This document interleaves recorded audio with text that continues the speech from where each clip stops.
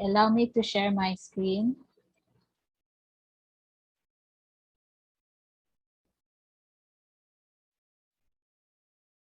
So we have discussed last meeting the first part of this module 8, topic 8 actually, on higher order systems. Actually, you have already encountered these higher order systems when we were discussing then series, first order systems, specifically the liquid level systems. Whether they are interacting or non-interacting, if we have them connected in series, we also have, we do produce higher order systems. Okay, somebody wrote in the chat box. Okay, we started with the derivation of the transfer function of a higher order system. We limited it to a second order system using a damped vibrator last time. The one that is in your book, the new edition of Kauhanor, is the YouTube manometer. So this one is in the old edition. So that would be good so that you will have two references as to how you're going to start modeling a higher order system and how you're going to derive the transfer function of such a system. So with the use of this damped vibrator, we're able to come up, we were able to derive the transfer function of a second order system, which has this particular form. So unlike your first order system, which only has the characteristic tau in the denominator, now in here in the denominator, you have two characteristics already. You have the tau, which is the measure of the period or speed of the response. And we add to that the zeta, call it the zeta, so the measure of the degree of damping or the oscillatory character of the response, and it appears here. I have noticed that some of you have used already the procedure of determining the response of a system using this particular transfer function in your exam, which was not yet discussed, so it will now be discussed today. So as to the zeta, so it has something to do on the oscillatory nature of the response. So when you're going to graph the response, you get to see how the curve is going to oscillate. Now, whenever, nonetheless, since you already, some of you already studied in advance, when you are going to determine the response of a second order system, you have to make sure that when you determine your tau and your zeta here, the last number here should be a constant. Let's say, for example, you have a number here, 25, and you have a 25s squared, then a 10s plus 5. You have to first convert the constant 5 in here to 1. That way, whatever are the coefficients of s squared and s in here in the first and the second terms respectively, that could be now equated to tau squared and to zeta tau, which I'm going to illustrate also to you later on when we solve an example. So just make sure that the constant here at the last part is a 1. If it's not, then divide both the numerator and the denominator by that same constant so as to convert the last constant that appears here to 1. Okay, now here also last meeting you have learned that for a step response, so this would be your response equation. If you have already converted your quadratic denominator, this is quadratic in form, if you have converted it into its equivalent linear factors. So meaning, if I will multiply this s minus s sub 1 and s minus s sub 2, it will give me this expression, the original expression that we have. You could do that so that in terms of inversion later on in determining the response, you could use the method of partial fractions. So that's the reason behind why convert from this form to this form, the equivalent linear factors of your quadratic denominator. Now, when you already do the inversion in here for your y of s, the response will come in 3 forms as discussed as well. If your zeta is less than 1, then we call it the underdamped or the oscillatory response, meaning your response here will be oscillatory until such time that it will reach its ultimate steady response. So the curve would be oscillating. Now, it's suggested that you use this particular equation because there's no need for you anymore to determine the arbitrary constants here, C sub 1, C sub 2, and C sub 3. So you can use this one, and in here, in order for you to answer the question, what is the deviation of the response of your system at a certain time t, you need to know the zeta and the tau, and of course that given time, and substitute it in this particular equation. Just make sure that your calculators are in radian mode because the values of the zeta, the tau, and the t are of course radian values. So if you have your calculators in degree mode, then your answer will be very wrong. So it has to be in radian mode. So this one is for the underdamped or oscillatory response. This is for the critically damped response. And in here, there's a note here that the response has the most rapid approach to response y equal to 1 without oscillation. So without oscillation, meaning the response curve is not oscillating, it will ultimately reach the ultimate response, which is y equal to 1. And we have here for the overdamped response. By the way, this one is critically damped when zeta is 1. When zeta is greater than 1, it's overdamped. And this is our response equation. Whenever we have, so I have emphasized this already, whenever we have a pre-derived equation that you can use, whenever you solve a problem, you need not derive again. So the reason why you incur so much time when you solve any problem is because you start from scratch, you write the model DE, then derive the transfer function. If it's already existing because it's pre-derived, there's no need for you to derive. You go straight to the finished equations. In this case, you have already the 3y of t. You just choose which one to use. So if your zeta is greater than 1, you use this formula. If it's equal to 1 or less than 1, you use the other formulas for the two cases. So that's it. There's no need to memorize. Nonetheless, you can write this in a piece of paper. That way, you will have a summary of formulas that you can go back to whenever there's a need for you to look into them, to choose which formula you could use. Now, we also discussed the reason behind why we have the oscillatory, the critically damped, and the overdamped response based on the nature of the response curve when they are plotted. So it was pointed out to you last meeting that when zeta is equal to 1, as stated in case 2, there is no oscillation. It is that type of response which reaches the ultimate response 1.0 the fastest, because the others, when zeta is less than 1, so the lesser the value is from 1, the more oscillatory is the character. Okay, but as it goes to 1 or as it reaches 1, the oscillation decreases. Now, if the zeta value is greater than 1 in this case, so you have 1.2 and 1.3, there's no oscillation also. However, as pointed out, it will reach the ultimate response not as fast as the one which is zeta equal to 1, meaning comparing which of the two responses, the critically damped and the overdamped responses, reaches the ultimate response fastest. It's the critically damped response, because as we increase the zeta from 1, now the longer it will reach the ultimate response, which is 1.0. This is in the case of a response to a step change, to a unit step change. So if your step change for the problem is not unit, meaning the magnitude is not equal to 1, all you have to do is when you read out the y of t in here, let's say, for example, you are asked for the response, the deviation of the response at time equal to, let's say, 5 minutes. So you substitute the 5 here to the t and you divide it by the given tau. Whatever is the answer, you look for it in here, in your horizontal axis. Then correspondingly, based on the zeta that you have determined, you look for the zeta curve appropriate for the one that you have calculated. If it's not here, you have to approximate what that curve would be. So if it's a 0.7 or if it's a 1.3, you have to approximate that curve and you try to draw it in here in the same shape as the others.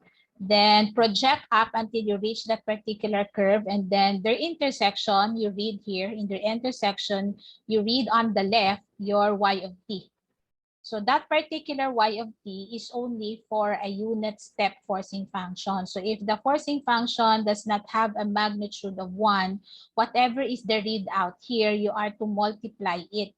Let's say if the step change is of magnitude 10, whatever is your y of t, you have to multiply it by 10. Because we know if you're dealing with the transfer function, whatever is the x of s magnitude, we just simply cross multiply the constant to the right side of the transfer function. And it would also be synonymous to having your y of t multiplied by that same constant. Okay, so that's it. Do you have any question as to how to going to use this particular curve?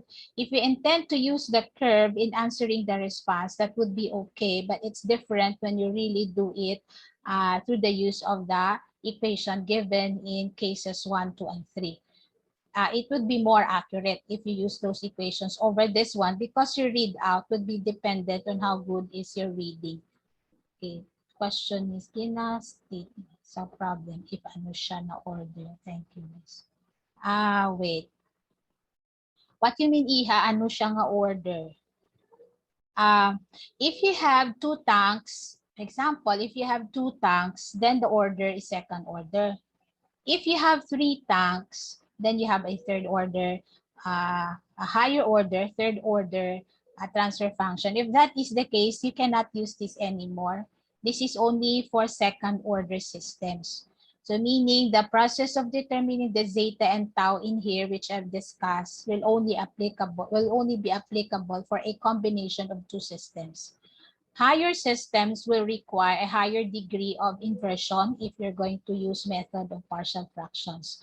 And the thing is, hindi na niya nato nagamit. So limited lang siya. I think the author is just using this one to illustrate the essence of the zeta and how oscillatory is the response based on the zeta value. Makita na ang graph sa Paris, miss. Okay, Marcel. I'm not familiar with the current Paris that you have, Marcel. But I think in the previous Paris, sa Amon Paris, wala siya.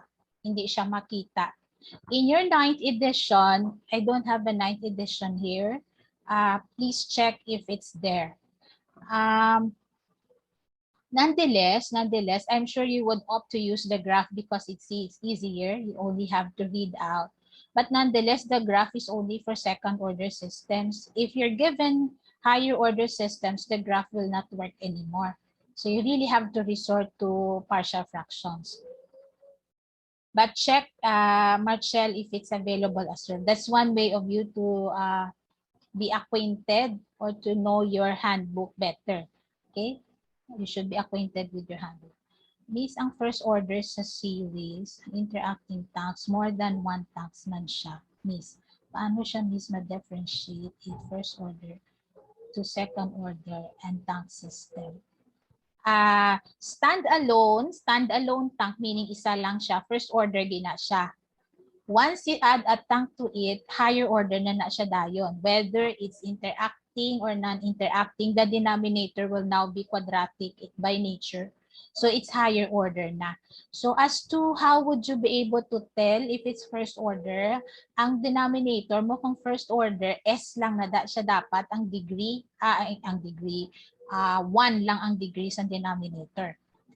Kung higher order na siya, second order, second degree na siya, ang denominator, second degree in S. Okay, because I'm referring to the denominator of the transfer function. If it's a third order system, third degree na siya in S. So it's so easy to tell whether you have a first order system kay standalone siya. Kung i-combine mo na siya, let's say for example, you're so used with a liquid level system because interacting, non-interacting, the system that was used is liquid level. So kung mixing na siya gani, kung isa lang ka mixing, first order lang na siya gyapon. Pag nagduha na siya, second order na siya. Same thing with ano pa nga system with stirred tank heater. If we have 2 stirred tank heaters in series, second order na siya. Kung isa lang, first order man gyapon. We go back to the fundamentals in algebra that whatever is the degree of your transfer function in S, in the denominator, that would be the order of your system. Okay? So, amo na kainan, I started with a discussion that you already encountered this in series system. Ang sa exam is masolve to siya if in the second order amon i-use or second order lang dito dapat para masolve this. Okay, ang gin-give sa exam, second order to siya, tanan. Wala akong hindi. May ginhatag ko gali nga tatlo, hindi siya masolve sini. You cannot use the approach here because you have the last item, I think, is a two interacting tank linked to one tank. So that would be third degree na siya. Hindi na niya siya pwede. Pwede lang din siya magamit sa atong duha ka problem nga non-interacting kag interacting. Non-interacting wherein the forcing function is an impulse forcing function, the first I think, and the second is the interacting the interacting tank, wherein I think the forcing function is sinusoidal in nature. So, ang sa exam, pwede siya magamitan sini. But I did not consider your solution yet because how can you use something which you don't have a full idea and understanding of? There are a lot of you who are using the solution that is already written for chapter 8 that is to be still discussed. I just took the illustration from this chapter because it's still talking about connected systems, just to check whether you know how to apply the principle that was just discussed to you. It can still be solved even if this was not discussed to you. It can still be solved using inversion method of partial fractions. It's not necessary that you know this for you to be able to solve that one. Actually, the last item, which is a third order system, is the easiest of the three. Okay, some more question?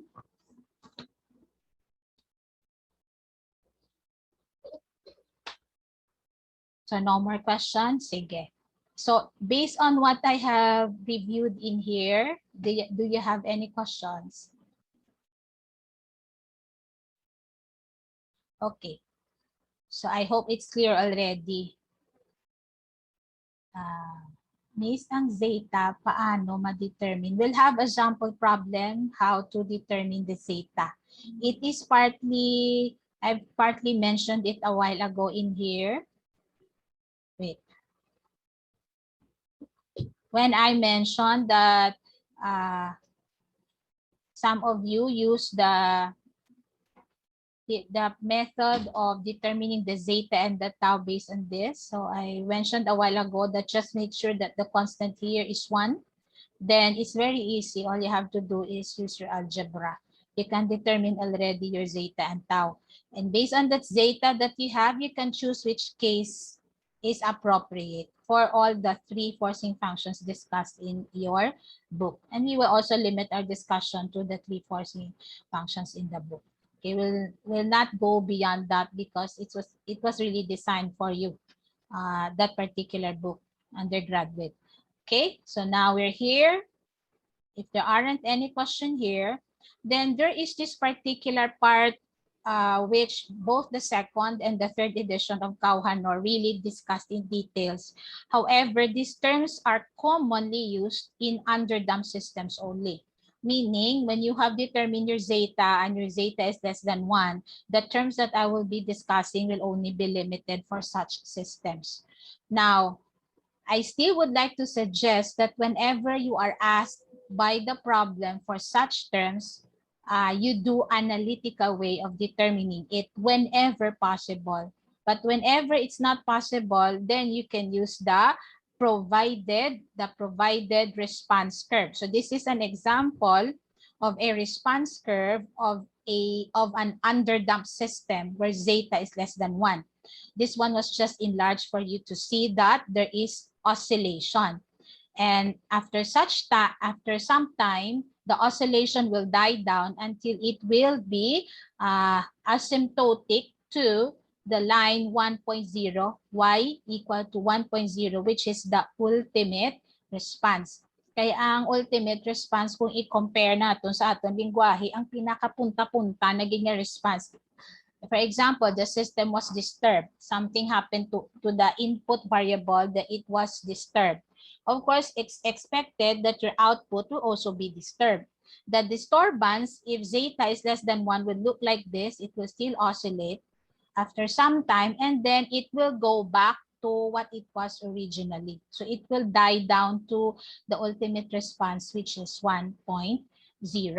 So this is for the underdamped system. Ini siya balaw kung makuha ta di isa ka curve for zeta less than 1 amo ni siya. Okay, and expanded form.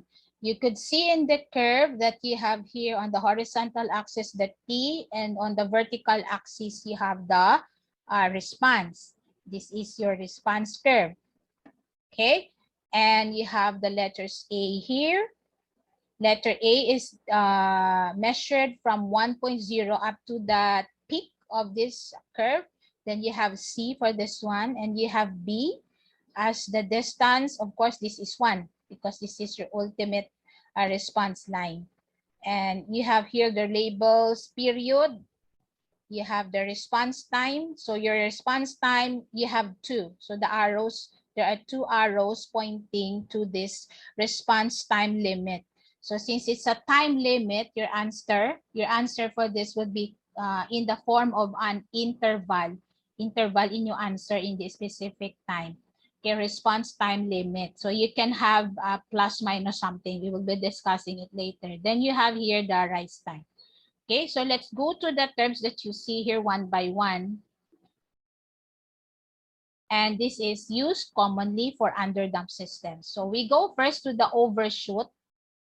The overshoot, even if it's not applied to process control, if it's just applied to ordinary things, observable things, measurable observable things, a measure of how much the response exceeds the ultimate value following a step change. So your forcing function is a step forcing function, and how much the response exceeds the ultimate.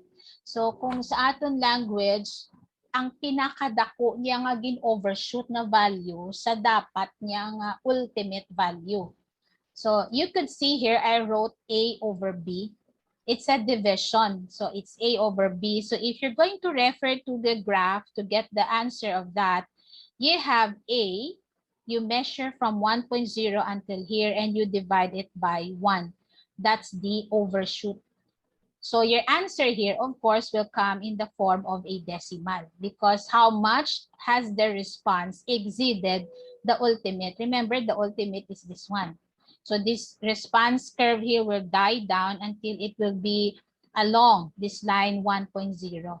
So how much has it exceeded? So amo ni siyang iya nga excess. So how much has it exceeded to the ultimate response? So that is why you divide it by B, because your ultimate is 1.0. So in the graph, it's A over B. So A is measured not from here to here, but only from 1 to in here. So that's your overshoot. Now, if you would like to determine it analytically, and it's better this way, since you, in the first place, you already know zeta, because you won't know if your system is if your response is underdamped response and you have an underdamped system unless you have determined the zeta first. So the zeta, you just substitute. So it's e raised to negative pi zeta divided by the square root of 1 minus zeta squared. This entire expression is the argument of this exponential function. Now, the decay ratio, if you know the overshoot, the decay ratio is just the square of this. So whatever is your answer here, you just square it. Why do you say that, Miss? Because you see this one. So the argument of the exponential function was just multiplied by 2.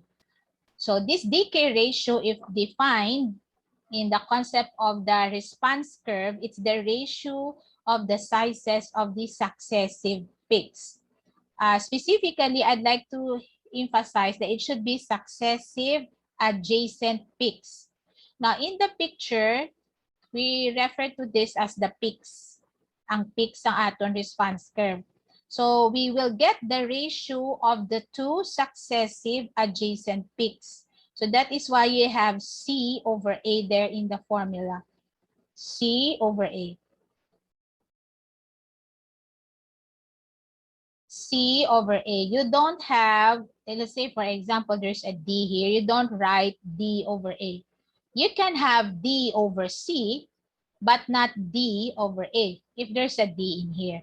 So what we do normally is we choose the highest peak and the next peak to that, and we get the ratio of their sizes measured from the ultimate response line, again from 1.0. So if you have this, you just square it in here and that's your decay ratio. Okay, the overshoot and decay ratio. From the term itself, decay, kung tanawon i-apply ta siya ang decay, di ba ang imo depicts naga-decay? Kay kung hindi na siya mag-decay, hindi na siya maghigda. Higda in a sense nga diri na siya dayon sa ultimate nga line yung 1.0. So naga-decay siya. It's decreasing. Or there is attenuation in the response already. So naga-decay siya. Amo na nga decay ratio. Ratio sang pag-decay sang peaks sang aton nga response curve. Now, we have another term there, the rise time. This rise time is read out from the, could be read out from the response curve because it's the time required for the response to first reach its ultimate value. You can see this. When was the first time when your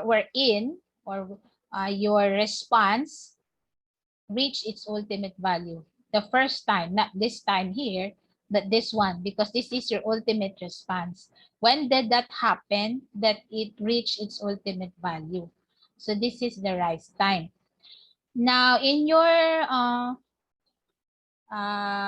numerical methods, your advanced mathematics has in part numerical methods. There's a part there wherein you're going to determine the zeros of the function. So let's say, for example, you have your response equation and you want to know the values of the variables that will make the value of the equation, same equation, equal to 0. Or if you're going to apply it to process control, what would be the value of the time? Or what will be the time values, kay damo sila, wherein your y of t will be 0. So then you can apply your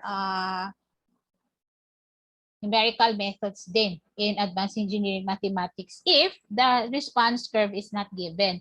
You will be getting time values wherein y of t will be 0. The first time there, the shortest time elapsed wherein you are getting out of this particular determination of the zeros of y of t, that would be your rise time.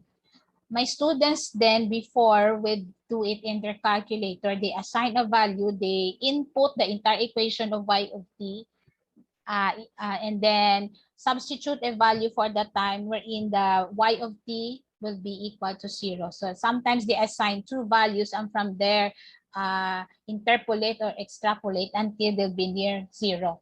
So the lesser the value is, or let's say for example, it's 0.000001. It's just like already 0 or 0.001. Depende sa imo kung anong sa imo acceptable na nga daw 0 naman lang siya. Whether positive siya or negative, as long as more or less you can say that your y of t is 0, then those are the time values wherein we can say that your response reached its ultimate value. So damo na siya. Depende kung pila ka t values ang makita mo dira. So kung second order system, the list is 2, you can have 2 t values. Wherein you will have y of t equal to 0. But most of the time, it's being read out from the response curve. Or you do it analytically using your numerical methods. So that's your rise time. Now, when you speak of the response time, I mentioned a while ago that when this is asked, you are to give the interval of time. Because based on the definition here, it's the time required for the response to come to within plus minus 5% of its ultimate value. and remain there. So meaning it's the time wherein more or less your response is 95% to 105% its ultimate value. Because it says here plus minus 5%. So it's either less than 5%, minus 5%, or more than 5% of its ultimate. So that would be 105%. So my students would give here an answer which is in the form of an interval. If you look here on our curve, amo ni siya. So this is the, if this is the ultimate value here, we can say that more or less this is the 95% of the ultimate and this is the 105% of the ultimate. So your answer will be this time and this time for your response time. Any times whatsoever within that interval is acceptable for the response time.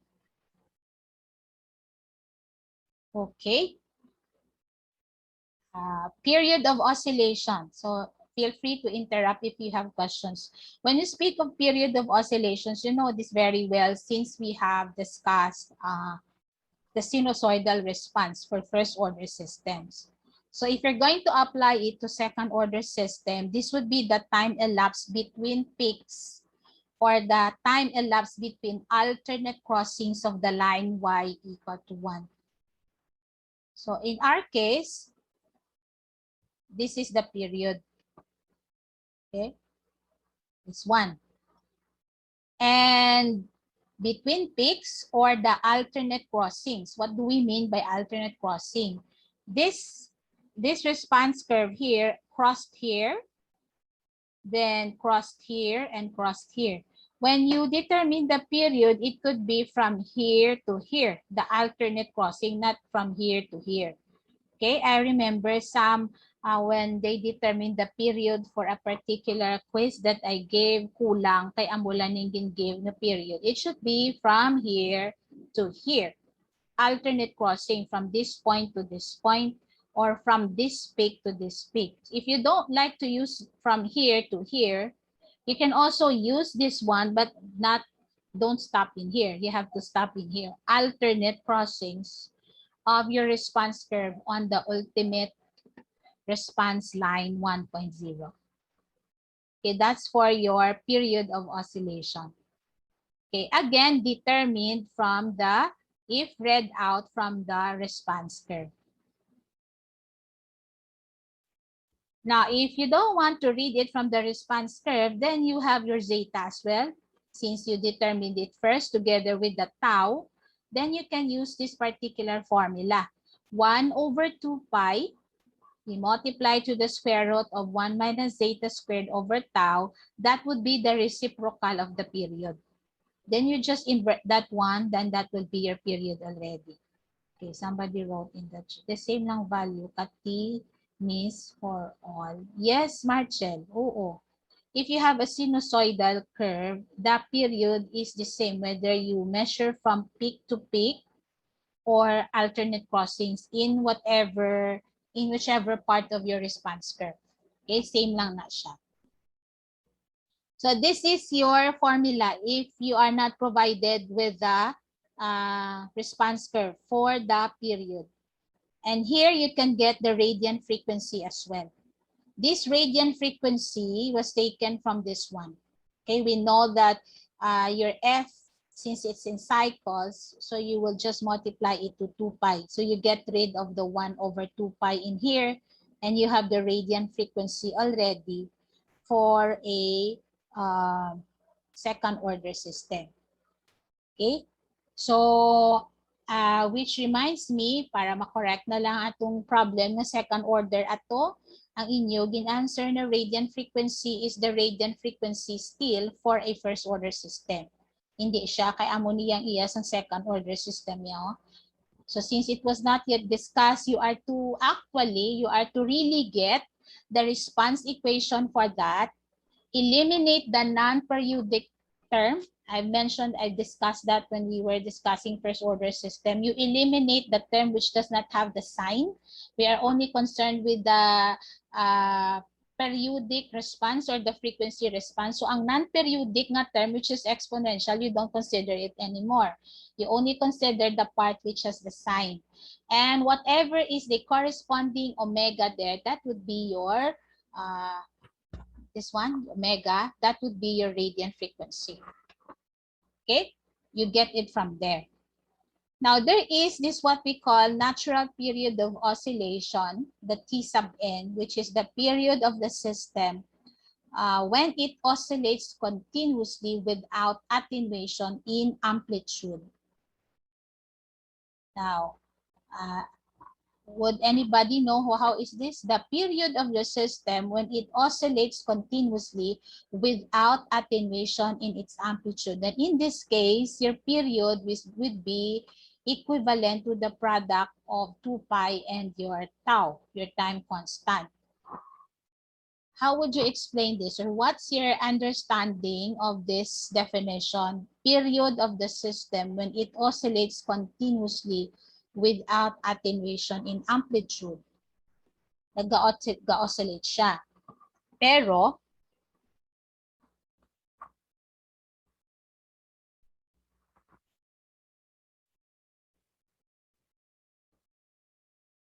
anyone? It oscillates without an attenuation in amplitude.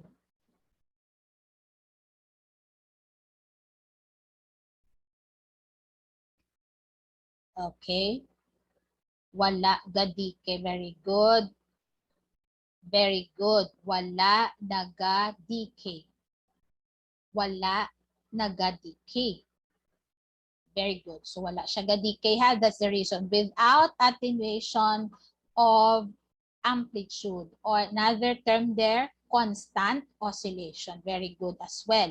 Equal heights of the peaks. Correct. Amo na siya.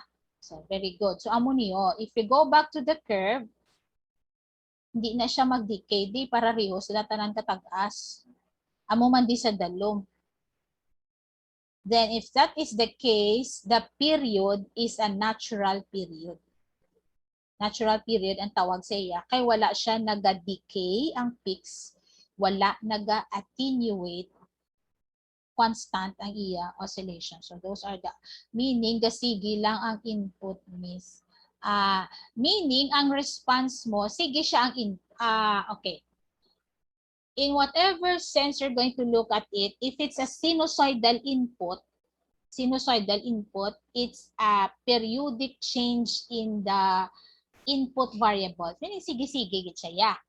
Pero ang naminsang attenuation, wala sa ga-attenuate, wala siya ga-decay. So there is no way that your system will reach the ultimate response. Kahit hindi siya mag-decay mo, hindi siya manaog sa line nga 1.0.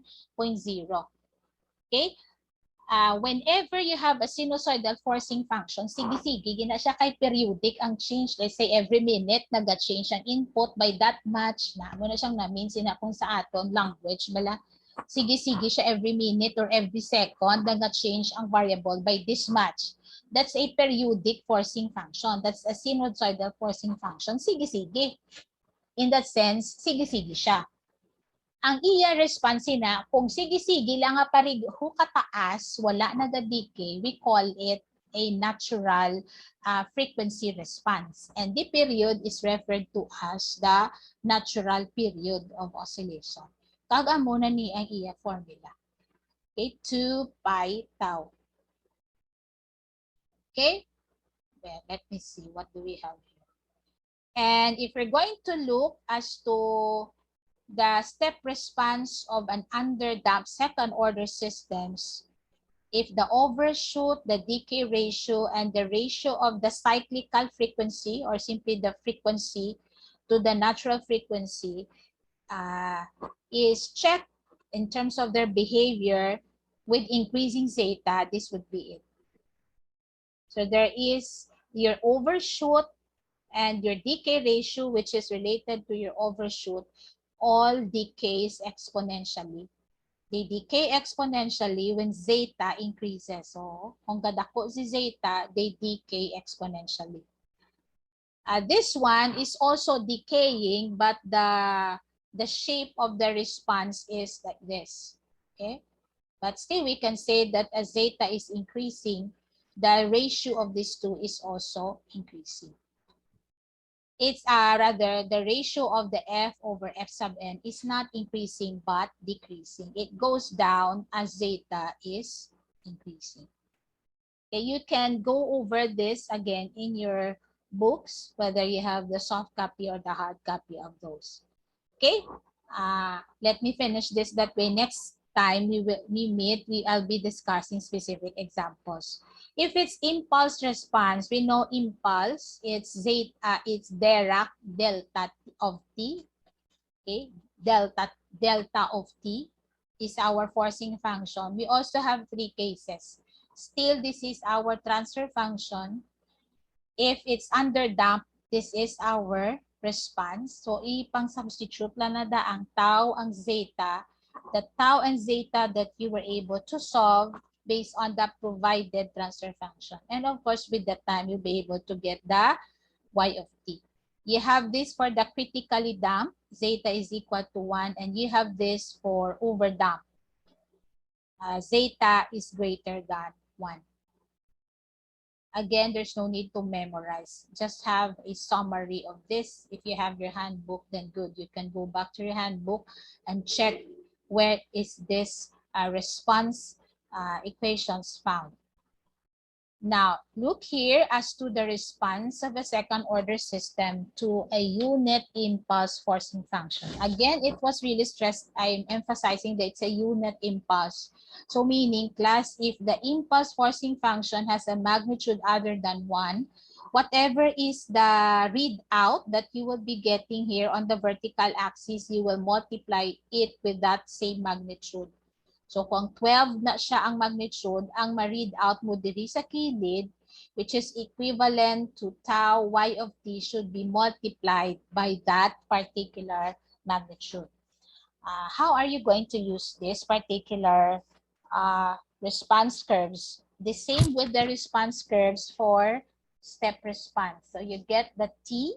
So the problem would say, get the deviation of the response to an impulse forcing function of magnitude 10 for the second order system provided. So, nakabalo ka na sang tau, kabalo ka naman sang time na kinanlan mo after, let's say, after 12 minutes or after 12 seconds. So, 12 divided by the tau, that would be your value here. You go up to that curve which is representing the zeta that you have determined. So kung anong zeta, for example, if it's 1.2, this is 4.2, so this is 0.4 na siya. Okay, ga-oscillate siya. So you can see here, this is 4.2, you go up until 0.2 and you read here. Now, what are you reading on the vertical axis? What you are reading on the vertical axis is actually the product of tau and y of t. If you're just interested with y of t, divide it by tau. Because what you're reading here is tau y of t. You divide it by tau and that's already your y of t. If the magnitude of the impulse is not 1, then whatever is the y of t, after dividing it by tau, you multiply it by that magnitude. That is now the response to your given forcing function applied to a second order system. Okay, it's still worth noting here that for zeta less than 1, this is for 0.2, 0.4, 0.6, 0.8, it's still oscillatory. The difference, however, is it can go even negative. This tau y of t expression can go negative, whereas in the step response class, dira lang din na siya sa line equal to 1.0 here para makita nyo ang iyang para ma-compare ninyo. Okay, so you have this line 1.0 but it never goes to negative. Ari lang gid siya nag-start sa 0 going up until manaog siya sa line 1.0. Never going down to negative.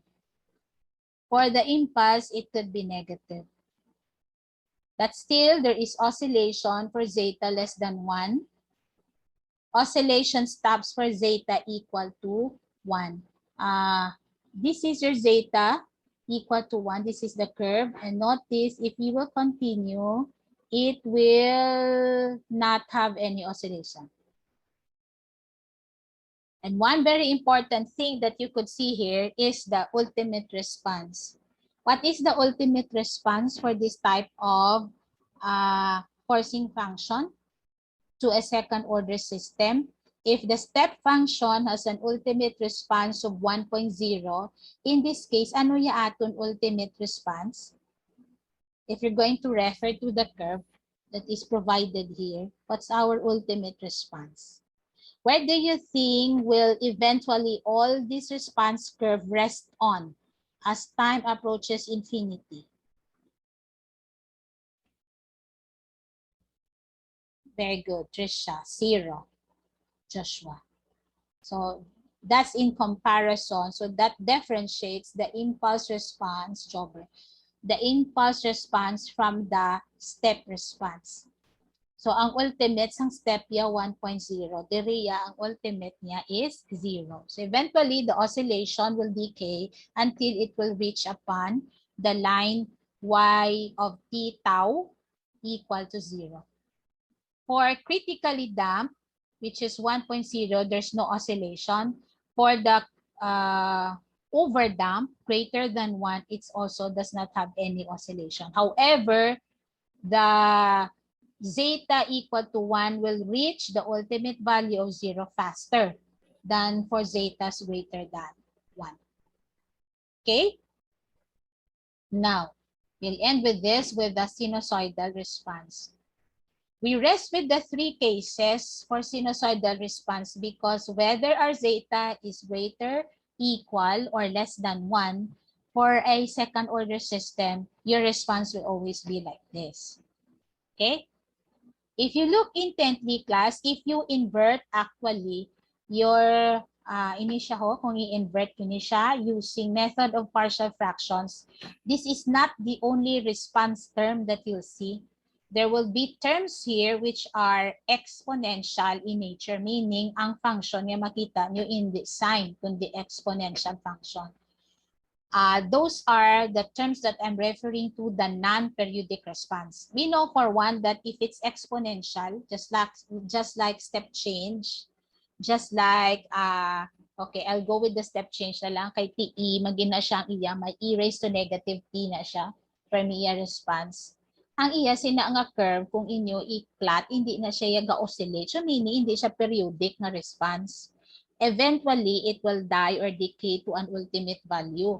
So in here, what is just written here, kay basi bala ma method of partial fractions kamo, kag matingala kamo nga hindi man ni amo kung i-method of partial fractions. May ara pa na siya term na upod. Ang interested lang taya sa controls is ang ultimate response, meaning ano ang response ng system nga periodic man in nature. We're not interested with the response that is not periodic. And this is it. The t approaching infinity that you are seeing here, meaning this is the ultimate response to this sinusoidal forcing function. A sine omega t, which will have a Laplace of a omega over s squared plus omega squared, because this one is the denominator in the first place of your second order transfer function. So amula ni ang interested kita. Now as to the amplitude ratio, so amo na siya nga lain ang amplitude ratio nga answer sa quiz kay hindi na siya pareho sa amplitude ratio kung first order system lang. So ang inyong amplitude ratio, you just get the A here. It would be 1 over the square root of 1 minus omega tau quantity squared plus 2 zeta omega tau squared. Amo ni siya yung iya amplitude ratio.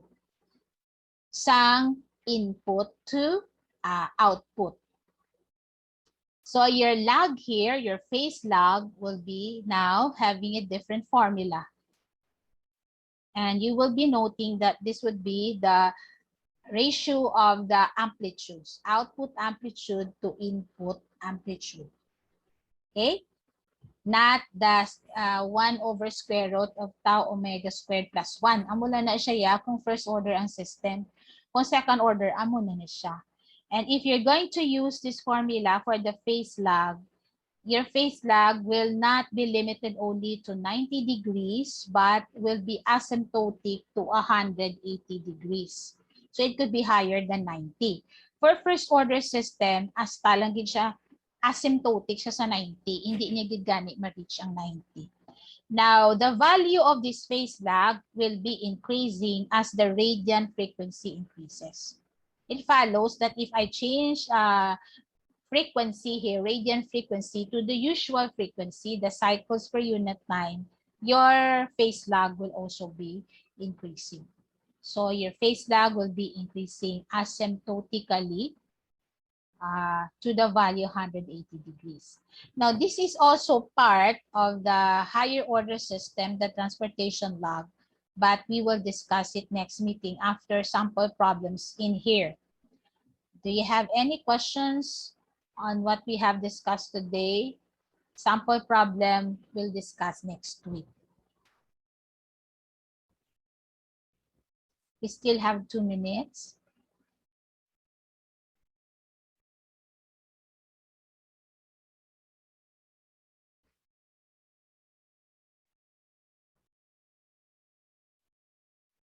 Okay, there's one here. Miss, ano na siya, miss, ang point of intersection, miss, sa impulse. Point of intersection of the response curve where?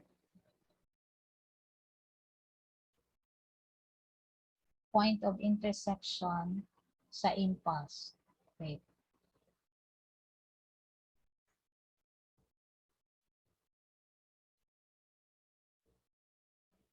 Point of intersection here. Okay. You can also use the term rise time. You can read it in your book that the term could also be used for other responses. However, ginalimit lang gina siya sa step forcing function. And I have not, based on my experience, wala pa ko siyang may nabasa nga book nga may gina-refer nga term sa response sang impulse forcing function. So do wala siya ginatawag ng mga rise time or what. But you could see that this is also the ultimate response line for your impulse response. If you're going to use the same term for rise time, it could be used kay hambal man ni Kohon or pwede man siya sa iban nga forcing functions. Pero kung ako lang man kuton, wala pa ko nakasumala nga ang problem na ngayo, rise time for an impulse forcing function. Ang mga terms nga overshoot, decay ratio, rise time, response time, gina associate gina siya sa step forcing function lang. Pero you can read it actually. Basahan nyo sa kay Kauhanon hambal siya pwede man kuno magamit sa iban nga types ng forcing function.